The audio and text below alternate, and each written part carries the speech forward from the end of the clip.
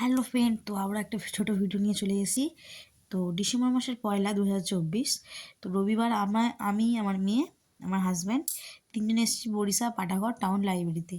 এখানে ছিল আমার মেয়ের এক্সাম, ডান্স এক্সাম। তো এই প্রথমেই এক্সামটা দিতে এসছে এখানটায়।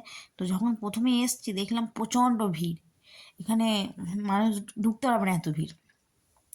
তো যখন এক্সাম বাচ্চাদের ঢুকিয়ে নিয়েছিল, তারপরে আমাদের যে কজন এসেছিলো তারা বসেছিল। তো এক্সাম হয়ে যাওয়ার পরে ছোটো একটা শর্ট ভিডিও এটা। এক্সাম হয়ে যাওয়ার পরে সবাই মিলেই বাইরে বের হয়েছে।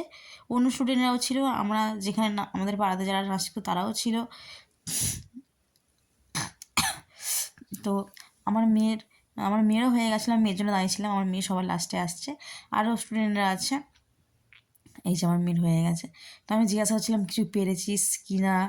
তো ও বলছে হ্যাঁ এই বলেছে সেই বলেছে, কিন্তু ও একটা ফটো পর্যন্ত তুলতে অনেক কষ্টে ধরে মেঁধে ওকে ফটো তোলানো।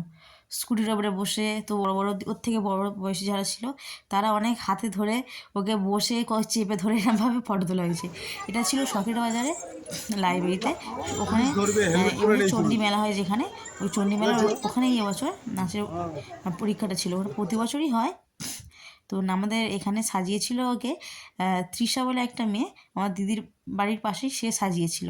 ও তো কোনো মতেই তো অনেক কষ্ট সৃষ্ট করে ফটো তুলেছিল। আমার দিদির মেয়ে আর আমি, তো বড় মেয়ে আর আমি ওকে আলতাটা পরিয়ে দিয়েছিলাম, আর তৃষা বলে সে সাজিয়েছিল। আর ড্রেসটা পুরো সম্পূর্ণই ওর টিচার, এই যে ওর ড্রেসটা ওর টিচারের কাছ থেকে নেওয়া হয়েছে।